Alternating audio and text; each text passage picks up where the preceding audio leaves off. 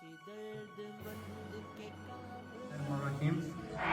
आज सुबह Chawla welfare trust ने इजलास चावला वेलफेयर ट्रस्ट ने दफ्तर होया जी। उस बहुत सारे फैसले किए गए जिन्हें कि मैं अपडेट करना चाहूँ जी। सब तो पहले असा जो चावला वेलफेयर ट्रस्ट अमेरिका आ उन्होंने 60,000 रुपया भेजा सी और अस गर्ल्स हायर सेकेंडरी स्कूल उन्होंने एक टीचर प्राइवेट भर्ती किया उत्थे बच्ची उसकी 10,000 महीने की तनख्वाह आ।